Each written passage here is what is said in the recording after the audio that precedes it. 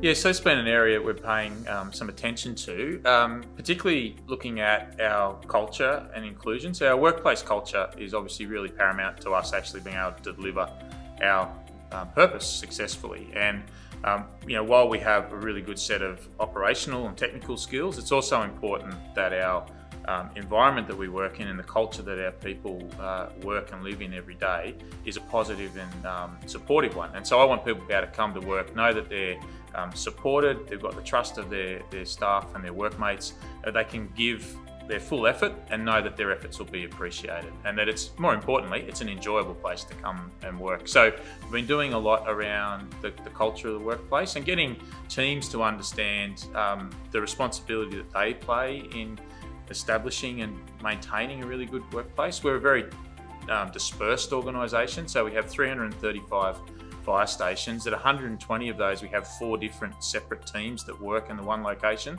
So when you start to multiply that out, there's a whole series of sort of subgroups and locations that we need to try and have some consistency around what the culture of Fire and Rescue New South Wales is, recognising that each team obviously has its own dynamics. And then the other area we probably put the greatest focus on is in our leadership development. And the impact that leaders have on the organisation is absolutely profound, and the impact that it has on individuals' work experiences. People have a really good leader, they're engaged, they love coming to work, they're very proud of the organisation. It can be complete opposite if someone's really struggling with a poor leader. So being able to put a greater focus on developing our leaders and for them to really appreciate the full significance and impact that their everyday interactions as leaders can have on their staff is really important. Giving them skills and confidence to be able to do that, because it's a very hard job. You're dealing with a whole range of different situations and a whole range of emotions that people have across a varied workforce. And so working on a range of different offerings to help develop leaders across all the sort of needs that they'll have.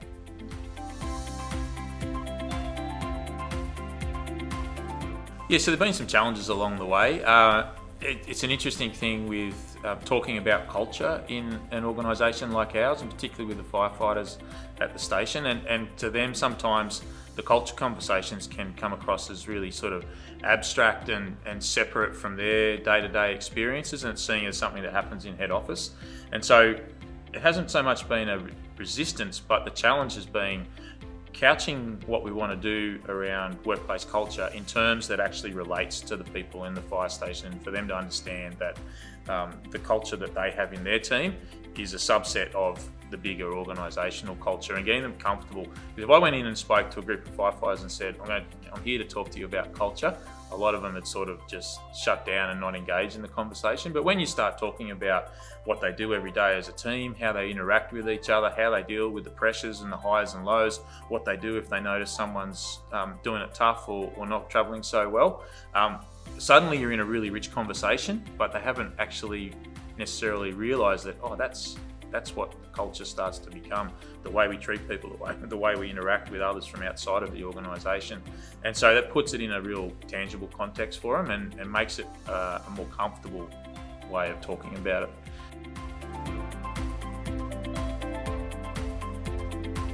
And I think this is one area where we've still got a fair bit to go. We've got a workforce that's geographically dispersed, that works different shift patterns, so they're spatially and temporally dispersed. We've also got people that are full-time permanent employees, that are part-time on-call employees, as well as our admin staff and trade staff. So knowing what's happening across all those different parts of the organisation is really challenging. So looking at way some of those data analytics and business support systems can provide us that information, but also trying to make sure that any new staff management software or any of those sort of tools that we use are well integrated in our existing systems, or are designed and configured from the start to be able to perform across all the suite of things that we need. What we've had previously has been sort of discrete systems, and then we end up trying to bolt things on or connect them together behind the scenes, and inevitably it's quite clunky and difficult, and the data and the insights don't flow as well. So where we need to go to next is really a better designed and then integrated system to help keep us well informed about what the organisation's workforce is doing.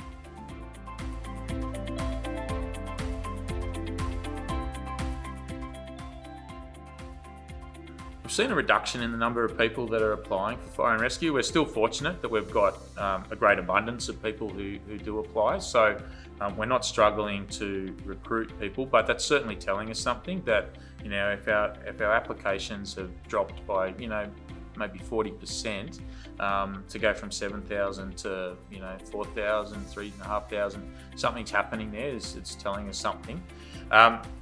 We suffered a bit of a talent gap in terms of the impacts from COVID, because through the COVID period there was a number of promotion and progression programs that we weren't able to run, and as a consequence we sort of had people get to the other end of the COVID period, then exit the organisation, and they've been holding off leaving.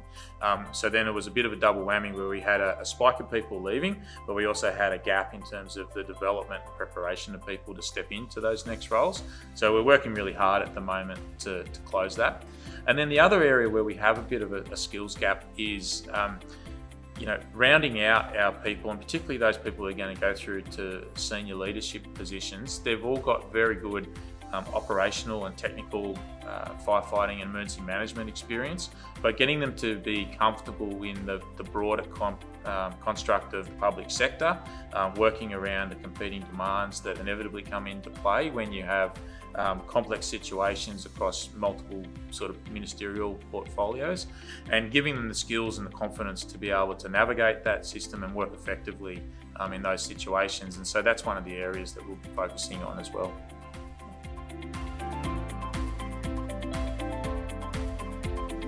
So that diversity, equity and inclusion space is something that we've had a big focus on over the last few years, and we will continue to do that.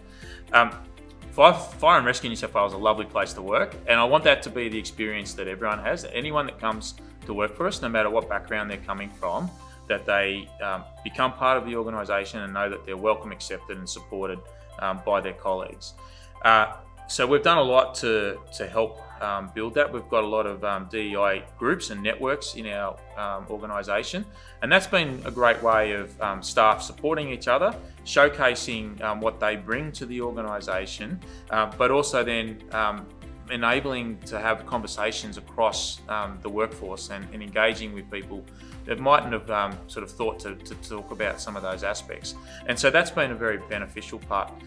We've been really leading the way with inclusion of women in our workforce, and for Fire and Rescue New South Wales, we're a long way ahead of our peers. There's still a long way to go, but the most important part of all of that is that all of our people have the confidence that those that are joining the organisation have met the same standards and all the rest. And for our women, particularly those that started early in the organisation, the first women to come in, they had to really prove themselves, and they'll talk about having to prove themselves 3, 4, 5 or 6 times compared to what a male counterpart had to do. And so we've got the systems in place that women can come into the organisation. Everyone knows that they've passed exactly the same test. They match any of their other colleagues in their abilities, and are accepted and really important and valuable part of the organisation. So that's one example there. We've seen similar growth in our Aboriginal and Torres Strait Islander firefighters, and we're well over the government target of Aboriginal and Torres Strait Islander participation. We're over 5% of our staff. But the most sort of appealing and rewarding thing for me is the fact that all these Aboriginal and Torres Strait Islander fireys that we've got and other staff members are all really proud to put their hand up and say, yep, I'm part of the Aboriginal and Torres Strait Islander community, and to see that they feel safe and welcomed and comfortable to do that, and are being able to express their culture. That's really heartening for me. I enjoy seeing them doing that, and really enjoy seeing the benefit they bring to our organisation.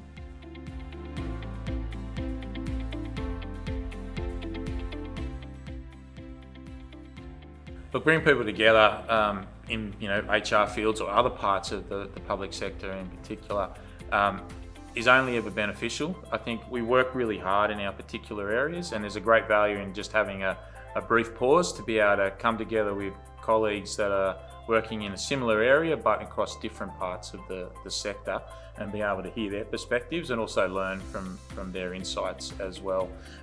The cross-pollination too is always a good one, and already this morning there's a couple of things that were talked about conversations that I had with other colleagues or in the presenters, and I thought, oh, that's some stuff that we can, look to do that and bring that into our organisation. So any chance like that is always a positive one.